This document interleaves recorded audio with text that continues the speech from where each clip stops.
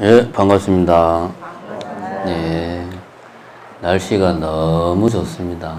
예. 날씨는 정말 좋은데, 우리 정말 오래간만에 합창단 노래소리를 들으니까 마음이 그냥 정화가 되는 것 같습니다. 그동안 코로나 때문에 참 찌들은 마음이 그래도 뭐 잠깐이라도 깨끗하게 정화가 되는 기분입니다. 빨리 코로나가 끝나기를 기원하고요. 오늘 본문전에 생일불공 두 분 계십니다.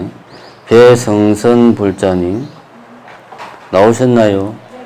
예, 배성선 불자님. 예, 아이고 축하드립니다. 네. 그 다음에 백형우 불자님. 백형우 불자님 안 나오셨네. 예, 종무소에서 챙겨가십시오. 오늘은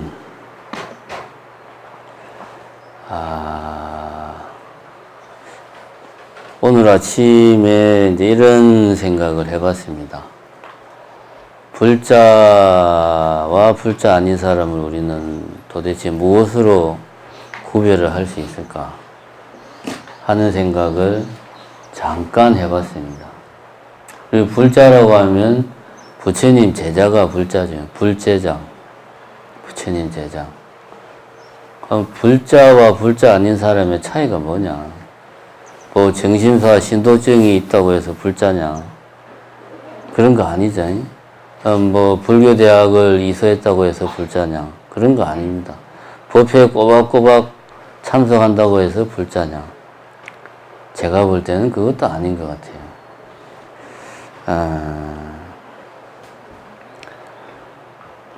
예를 들어서 어떤 사람이 먼 길을 가고 있는데 먼 길을 가다 보니까 이게 뭐 하루 이틀 가는 길이 아니고 1년, 2년 막 그렇게 걸리는 길입니다.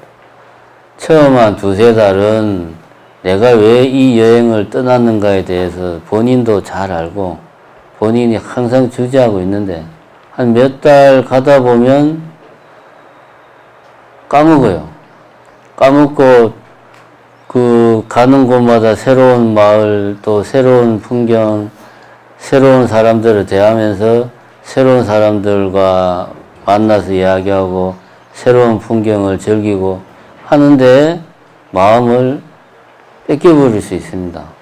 자기가 여행한 목적을 잊어버릴 수 있어요. 살다 보면.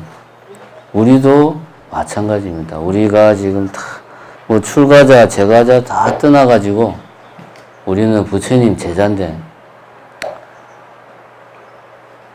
내가 어느 순간 부처님 제자로 살아야 되겠다라고 생각을 한 순간이 다들 있었을 겁니다. 그죠? 그러니까 지금 이 시간에 여기 나와 있는 거죠. 그렇지 않다면 여기 나와 있을 이유가 없죠. 언젠가는 나도 부처님의 제자로서 살아야 되겠다라는 생각을 했을 겁니다. 근데 살다 보니까 그때의 마음을 내가 잊어버린 거죠. 그리고 그냥 절에 나오면 도안들이 있으니까 좋고 절에서 기도를 하면 감동이 밀려오니까 좋고 스님들하고 이렇게 대화를 하면 좋은 이야기를 들으니까 좋고 이런데 그때의 그냥 삶에 빠지면 내가 처음에 어떻게 해서 불제자의 길을 시작했는가를 잊어먹을 수가 있습니다. 그래서 제가 볼 때는 불제자인지 아닌지를 판단하는 가장 중요한 기준은 바로 원력이다 이런 생각을 합니다. 원력은 우리가 다 잘 알고 있습니다. 내가 꼭 반드시 깨달음을 얻어서 모든 중생들을 제도하겠다라고 하는 큰 소원을 우리는 그런 소원을 가지는 것을 원력이다. 원력을 세운다. 이런 말을 합니다. 원력이 있는 사람이 불제자입니다. 아무리 머리를 깎고 출가 수행자의 생활을 오래 해도 마음속에 원력이 없으면, 서원이 없으면 그 사람은 불제자가 아니에요. 그냥 직업이 스님입니다. 마찬가지로 절집을 몇십 년 동안 다녀도 마음속에 내가 처음 불제자로 입문할 때 가졌던 그 서원이 없다면 그 사람은 불제자가 아니다 하고 저는 단호하게 이야기를 하고 싶습니다. 인간이 동물과 다른 건 물론 여러 가지 많은 요인이 있습니다. 물론 인간과 동물은, 인간도 동물의 일종이니까 다른 것보다 같은 게 훨씬 더 많습니다만은 굳이 우리가 인간일 수 있는, 그래도 우리가 인간이다라고 내놓을 수 있는 것은, 인간은 동물과 다르게 살아가는데 목표가 있어요. 내가 뭘 해야 되겠다, 어떻게 살아야 되겠다, 이런 목표가 있습니다. 인간은. 목표가 없는 삶은 그거는 마치 다람쥐 쳇바퀴 도는 삶과 같은 거고 공허한 삶입니다. 목표가 있어야 돼. 우리들이 그 청년 20대, 30대, 40대까지 열심히 살다가 40대, 50대가 돼가지고 사는 게 내가 왜 사는지, 내가 그동안 왜 이렇게 고생했는지 인생이 허망하고, 다 그런 거는 다른 이유가 없죠. 내 스스로 내 삶의 목표를 상실했으니까 그렇습니다. 그런데 인간이 가지는 모든 목표는 궁극적으로 결국은 하나를 지향합니다. 뭐냐? 행복하게 살고 싶다. 이건 제가 몇 차례 법문하면서 이야기를 했습니다만, 행복하게 살고 싶다는 게 인간이 어떤 목표를 취하든, 돈을 많이 벌고 싶다, 우리 가족이 건강했으면 좋겠다, 내 자식이 좋은 직장을 가졌으면 좋겠다, 이런 등등등 모든 소원들은 궁극적으로 행복하고 싶다는 목표를 가지고 있습니다. 부처님께서는 행복하려면 부처님이 설파하신 가르침을 깨달아야 된다. 그래야지 영원한 행복을 얻을 수 있다 이야기했습니다. 결국 인간이 가지는 모든 목표는 궁극적으로 깨달음을 반드시 내가 성취하고야 말겠다. 깨달음, 이것이 우리 인간들이 가지는 궁극적인 목표입니다. 그리고 그것이 우리 불자들이 가져야 될 삶의 목표다. 근데 우리가 이 사실을 저부터 시작해서 자주 망각을 하고 삽니다. 망각을 하고 살기 때문에 우리는 지금 이 중생의 고통 속에 있는 거예요.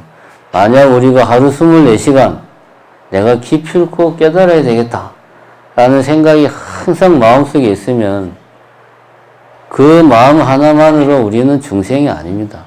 우리는 부처와 다름이 없어요. 근데 우리가 그렇게 못해. 그러니까 우리는 이 중생의 고통계에 살고 있는 겁니다. 그러면 이런 이야기는 너무나 당연한 이야기다. 당연히 부처님 제자라면 깨달아야지. 깨달아서 내가 열반을 정득을 해야지. 당연한 이야기입니다. 너무나 당연하기 때문에 우리가 이 사실을 너무나 자주 잊고 살고 있는 겁니다. 그래서 오늘은 깨달음이라는 게 뭐냐, 열반이라는 게 뭐냐, 우리가 알고 있는 사실을 다시 한번 더 좀 환기하는 그런 시간을 가지고 싶습니다. 깨닫는다는 것은 다른 게 아닙니다. 깨닫는다는 것은 원래 의미, 부처님 당시에, 부처님이 그 이야기했던 그때 당시에 언어로 말했을 때 깨달음은 그냥 이해하는 겁니다. 안다, 이해한다. 저것이 한강이구나 라고 내가 아는 것. 그게 깨달음입니다. 깨달음이라는 게 다른 게 없습니다. 예를 들면 정신 못 차리고 밖으로 돌면서 이렇게 가정을 소홀히 하던 남자가 어떤 일을 계기로 깨달은 거야. 아, 이 세상에 가족만큼 중요한 게 없구나 라는 사실을 본인이 알게 된 거예요. 그런 게 깨달음입니다. 부처님이 말씀하신 깨달음도 본질적으로 다를 게 없습니다. 뭐가 다르냐? 무엇을 깨달았냐가 다른 거죠. 그죠? 저것은 한강이다라는 사실을 안다고 해서 우리 인생이 영원히 행복해지는 거 아닙니다. 그죠? 무엇을 깨닫느냐가 중요합니다. 무엇을 내가 정확하게 이해를 하느냐. 그게 중요합니다. 깨달음의 대상이죠. 그러니까 깨달음의 대상은 바로 부처님의 가르침이고, 부처님 가르침의 핵심은 연기사상이란 말입니다. 연기, 공성, 티베트 불교에서는 공성 이렇게 이야기를 합니다. 그럼 연기를 이해하면 깨닫는 거예요. 간단하죠. 그런데 이 간단한 걸 왜 우리가 못할까? 자, 다시 한 번 더 정리를 합시다. 우리가 습관적으로 말하는 깨닫는다 라고 하는 것은 연기, 부처님이 이야기한 연기법 또는 공성 또는 그것을 내 개인을 기준으로 말하면 뭐가 됩니까? 무아 사상을 이해하는 게 깨닫는 겁니다. 근데 왜 우리가 못 깨닫냐? 그것은 부처님께서 고타마 시타르타가 깨달음을, 궁극의 깨달음을 성취한 직후에 고민을 했죠. 내가 발견한 이 그 진리를 과연 사람들이 이해할 수 있을까? 그만큼 부처님이 연기라는 이 세상의 진리 중의 진리의 진리, 궁극의 진리를 정확하게 이해하고 보니까 너무 어려운 거야. 이걸 내가 아무리 쉽게 이해해도 사람들이 알아들을 사람이 몇이나 있겠나 라고 생각하고 부처님께서 교화, 설법하기를 포기를 하려고 했는데 천신들이 내려와서 말리죠. 그래서 이렇게 한 명이라도 알아듣는 사람이 있을 테니까 법을 설해달라. 간청을 해서 부처님이 연꽃을 보니까 진흙 속에서도 꽃을 피우고 이런 이야기 하면서 내가 이제부터 법을 열겠다라고 이제 부처님이 이렇게 전법을 선언을 했습니다. 여기에서도 볼 수 있듯이 연기라고 하는 게 정확하게 이해하는 것이 너무나 힘들다. 우리가 상식적으로 알고 있듯이 연기법 하면은 조건에 따라서 생기고 조건에 따라서 사라진다. 이렇게 간단한 게 아니라는 거죠. 그래서 깨달음이 어렵다. 어쨌든 깨달음의 대상은 연기법인데, 그러면 깨달음을 우리가 얻고 나면 무언가 지금과는 완전히 다른 내가 되느냐. 우리가 흔히 이제 열반을 정득하게 되면 열반 이제 원래 원어로는 니르바나라고 하죠.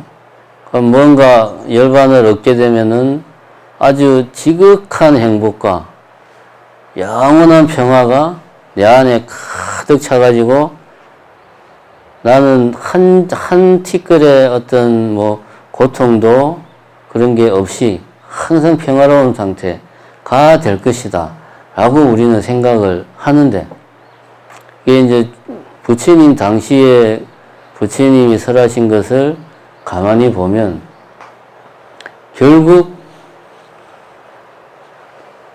열반이라고 하는 상태는 말 그대로, 그 말을 그대로 풀이하면 그냥 번뇌의 불길이 꺼진 상태입니다. 번뇌의 불길이 꺼진 상태. 불이 꺼진 상태예요, 그냥. 불이 완전히 꺼진 상태라서 재만 있는 거를 막 뒤집어도 다시 불이 살아나지 않는 겁니다. 차가운 재만 남아있는 상태가 열반이다. 깨달음이라는 것은 아까도 이야기했지만 조건에 따라서 생하고 조건에 따라서 멸한다는 연기의 내용을 요 정도 수준으로 이해하는 것도 모르는 사람에 비하면 깨달은 겁니다. 낮은 수준. 반면에 부처님이 깨달은 경지는 궁극의 경지. 연기법을 철저하게 이해한 경지, 연기법을 수행을 통해서 온몸으로 체험을 한 경지이기 때문에 우리가 이해하는 이런 수준이 아니라는 거죠. 깨달음의 수준은 다양하다. 하지만 열반이라고 우리가 이야기할 때는, 열반이라고 하면은 번뇌의 불길이 완전히 꺼진 상태예요. 그래서 예를 들면 부처님 같은 경우는 우리가 깨달은 사람을 부처님이라고 그러는데, 완전한 깨달음을 얻은 사람은 열반의 상태에 있으니까 우리는 깨달은 것과 깨달음과 열반을 같은 말로, 동일한 말로 생각을 합니다. 그런데 사실은 지금 이야기했듯이 깨달음은 낮은 수준의 깨달음도 있고 높은 수준의 깨달음도 있고 궁극의 완전한 깨달음도 있고 깨달음의 폭이 넓다 이거예요. 그러나 열반은 궁극의 깨달음을 얻었을 때 나타나는 번뇌의 불길이 완전히 꺼진 상태다. 그러니까 이거는 좀 우리가 구별을 할 필요가 있다. 우선 이 점을 이야기를 드리고 싶습니다. 그러니까 정리를 하자면은 깨달음은 진리 중의 진리인 연기법을 정확하게 이해하는 것이다. 그것은 내가 이해하는 수준, 이해하는 정도에 따라서 깨달음의 깊이, 얼마나 철저히 깨닫는가는 다양하게 나타난다. 그러나 열반은, 우리가 말하는 열반은 번뇌의 불길이 완전히 꺼진 상태가 열반이다. 뭔가 지금과 다른 무엇이 내가 되거나 다른 뭔가를 내가 가지는 것이 아닙니다. 지금의 내가 내 마음속에서 번뇌의 불길이 완전히 꺼져버린 상태입니다. 뭐가 새로 생기는 게 아니죠. 그것이 열반이다. 우선 번뇌와 열반은 좀 그렇게 구별을 할 필요가 있겠다. 우리가 흔히 표현을 할 때 열반을 정득한다, 열반을 얻는다, 아니면 열반에 이른다, 아니면은 열반을 성취한다, 이런 여러 가지 표현을 씁니다. 먼저 열반을 얻는다, 열반을 정득한다, 이런 표현을 쓰면 마치 열반이 어떤 대상, 내가 가져야 될 대상인 것처럼 우리가 생각을 해요. 말을 그렇게 하니까. 근데 사실은 그런 것이 아니다. 그 다음에 열반에 이른다. 어디에 예를 들면 평화로운 곳에 이른다는 표현을 쓸 때 이른다라는 표현은 열반이 어떤 하나의 목적지. 나는 여기에 있고 열반은 저기에 열반의 땅이 있어서 저 열반의 땅에 내가 가면 뭔가가 나에게 주어지는 그런 목적지 같은 것이 아니라는 거지, 열반은. 그 다음에 우리가 열반을 성취한다. 이런 표현을 쓰면은 성취한다는 목표를 달성한다. 목표를 성취한다. 이런 말을 쓸 때 쓰기 때문에 열반을 어떤 목표로 생각합니다. 근데 열반은 목표가 아니죠. 아까도 이야기했지만 부처님이 발견한 연기법은 궁극의 진리란 말이에요. 궁극의 진리는 이 세상 모든 것을 다 포용을 하고 수용을 해야 돼요. 궁극의 진리는. 근데 여기서는 연기법이 적용이 안 되고 저쪽 정토 세상에서는 연기법이 적용이 되면 이 연기법은 궁극의 진리냐? 아니죠. 정토 세상에서만 적용되니까 궁극의 진리가 아닙니다. 그렇게 되면. 그러니까 어디 목적지가 아니에요. 열반은. 그리고 내가 이루어야 될 목표 그런 것도 아닙니다. 그래서 항상 부처님은 열반에 관해서 이야기할 때 길게 이야기 안 했습니다. 번뇌의 불길이 완전히 꺼진 상태, 그것이 열반이다. 말을 표현을 달리하면 제가 몇 번 이야기했습니다마는 행복은 어떤 특정한 그 무엇이 아니에요. 제가 이런 이야기 몇 번 했죠. 행복이 어떤 특정한 내가 아주 기분이 좋은 상태가 행복이다 라고 한다면은 그 행복은 영원히 계속 지속되지가 못합니다. 그거는 그냥 기분이 좋은 거예요. 그래서 우리가 진정한 행복은 이것이다, 저것이다, 뭐 이런 상태다 라고 표현을 하면은 그건 진정한 행복이 될 수가 없다. 단지 부정적으로 밖에 표현을 못한다.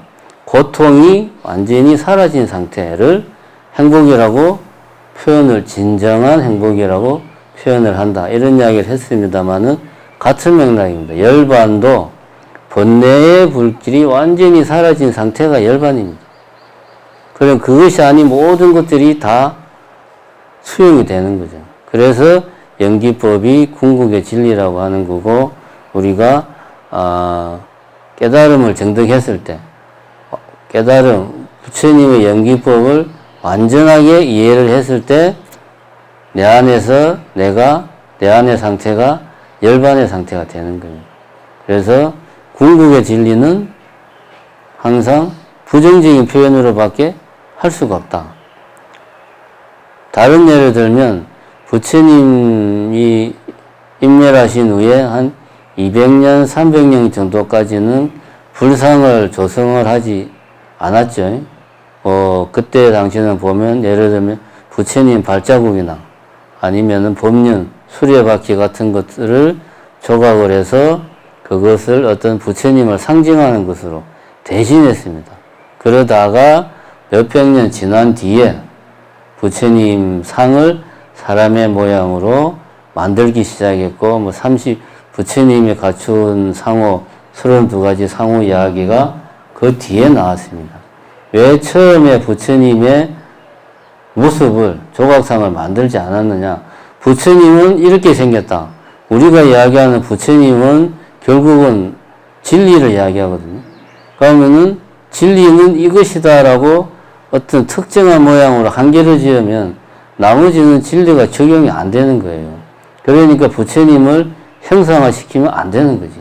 그래서 대신 상징, 발자국이나 수레바퀴 이런 상징으로만 부처님을 표현했는데, 그렇게 하니까 우리 무지몽매한 중생들이 너무 부처님이 보고 싶으니까, 너무 존경스러우니까 나중에는 이제 부처님을 사람의 모양으로 만든 거죠.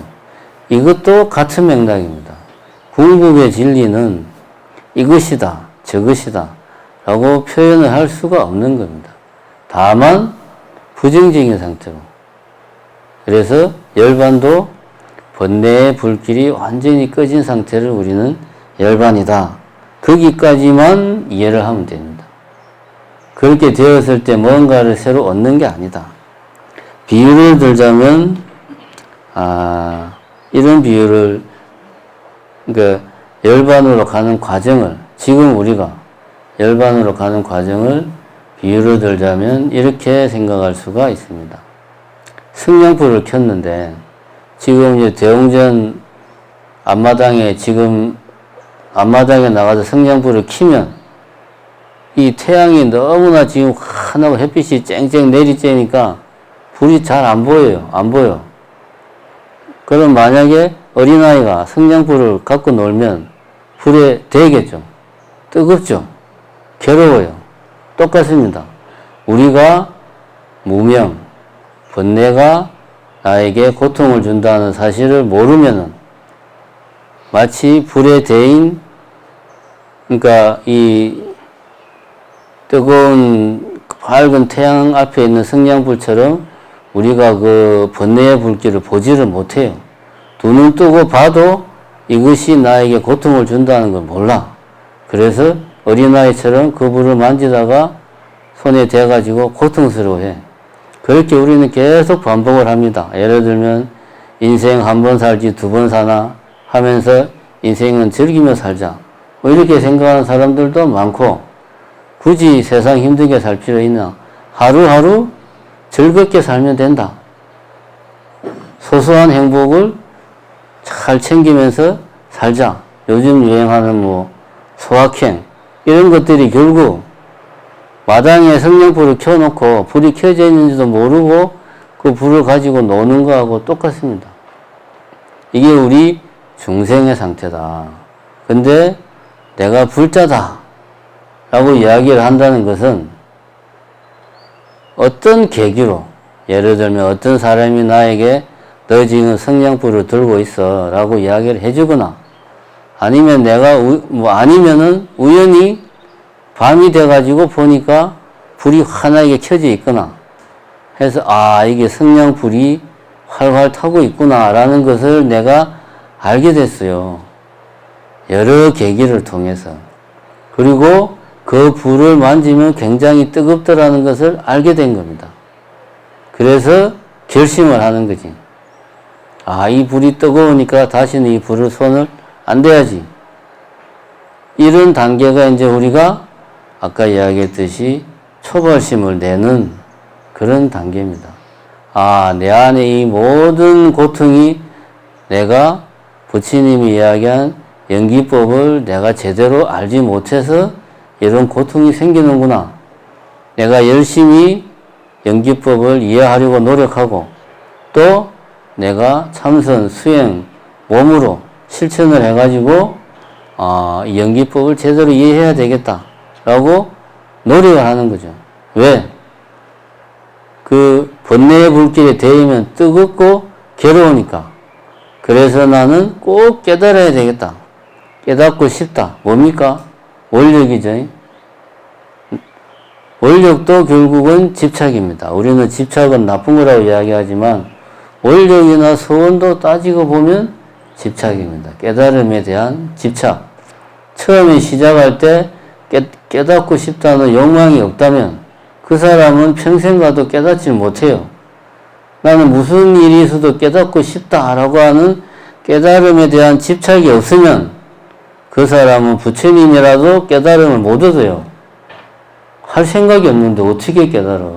그죠? 그러니까 우리가 아무 생각 없이 초사할 되면 절에 나와서 기도하고 예불하고 집에 가고 또 치성제일날 되면 절에 나와서 예불하고 도반들 만나가지고 열심히 그동안 살았던 이야기하고 집에 가고 이렇게 평생 살면 인생이 달라집니까? 안 달라져요. 그렇게 살면. 하나도 안 달라집니다. 여러분 주머니에 돈만 나갑니다. 계속 기도비만 내고 우리야 좋지. 절이 유지되니까. 그렇게 사는 것은 깨달음에 대한 집착이 없는 거예요. 초발심을 낸다는 것은 내가 깨달아야 되겠다는 내 안에 강한 열망과 집착을 내야 됩니다. 그래야지만이 깨달음의 길로 갈 수 있다. 아까 이야기했듯이 여기에 성냥불이 타고 있구나. 이걸 만지니까 뜨겁구나. 나는 이 불이 싫어. 난 이 불을 끄고 싶어. 라는 강렬한 열망이 내 안에서 일어나야 된다. 그래가지고 열심히 이제 내가 수행을 하겠죠. 하다 보면 이제 어느 단계가 성냥불이 하루 종일 타는 게 아니지 않습니까? 점점점 불길이 사그라들겠죠. 점점점. 이게 이제 우리가 깨달음의 과정에서 보면 내가 지금까지는 중생으로서 이렇게 감각적 쾌락, 눈에 보이는 거, 귀에 들리는 거에 끌려다니면서 내 욕망에 끌려다니면서 살았는데 이제는 그렇게 안 살겠다. 나는 깨닫고 싶다. 라는 깨달음에 대한 집착을 가지고 내 삶을 바꾸어 나가면 그때부터 내 안에 번뇌의 불길이 조금씩 사그라듭니다. 어느 순간이 되면 불은 꺼지고 재만 남아요. 그러면은 재만 남은 상태가 불이 다 꺼졌느냐? 그거 아닙니다. 다시 바람이 불면 안에 불씨가 남아서 다시 불이 붙어요. 이 상태는 어떤 상태냐? 이제는 내가 깨달음에 대한 집착을 내지 않아도 습관이 됐어요. 내 삶 자체가 깨달음으로 가는 게 나의 삶의 전부야.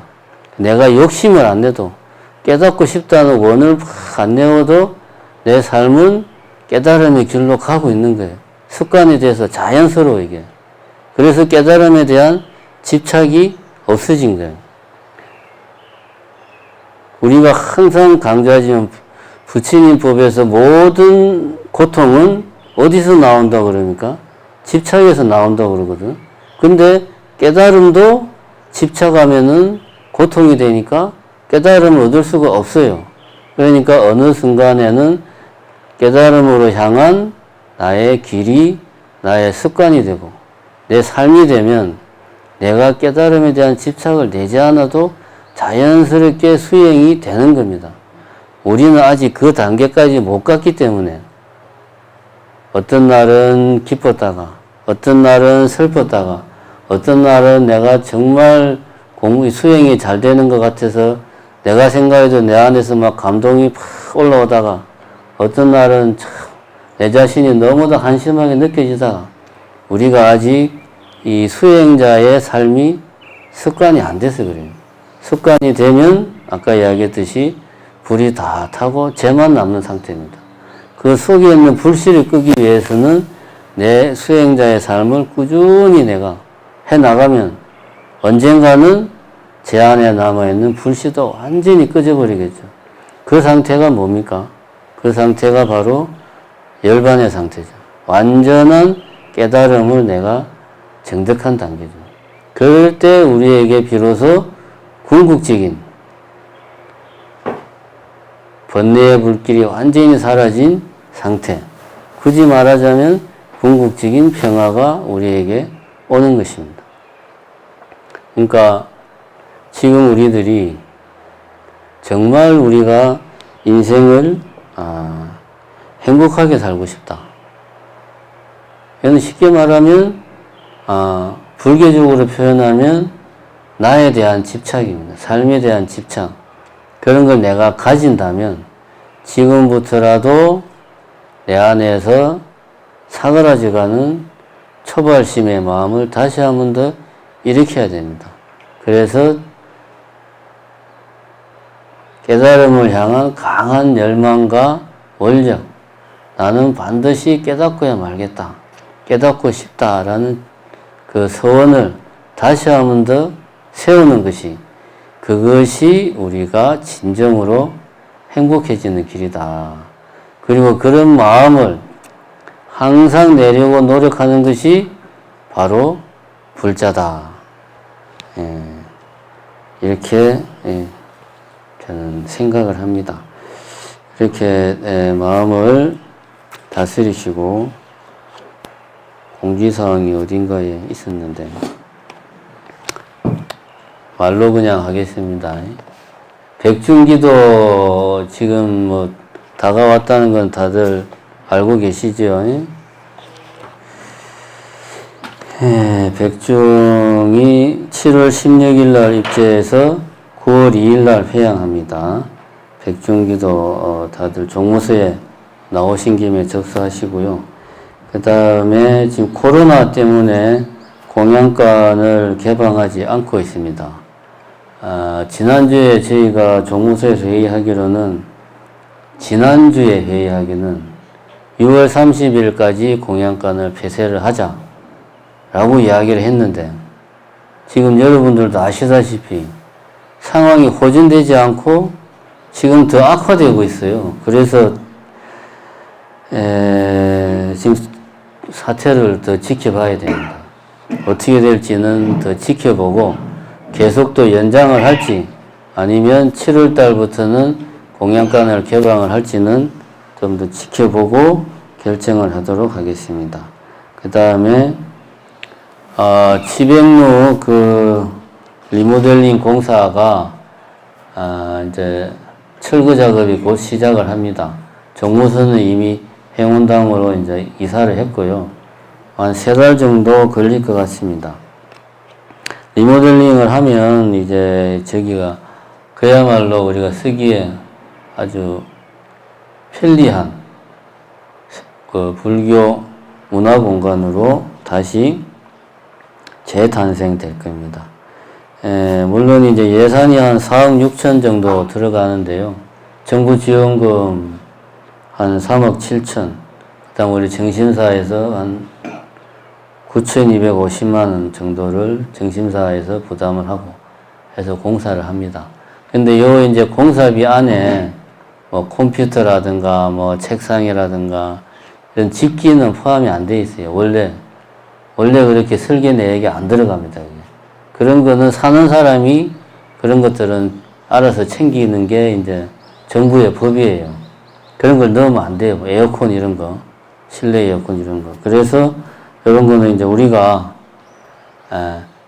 여러분들이 어차피 우리가 쓸 공간이니까 십시일반으로 오연을 시주를 하셔가지고 우리가 뭐 에어컨이나 뭐 빔 프로젝트나 이런 것들을 장만하는데 여러분들 뭐 힘들지만 적은 돈이나마 보태주시기 바랍니다. 예. 이상 마치겠습니다.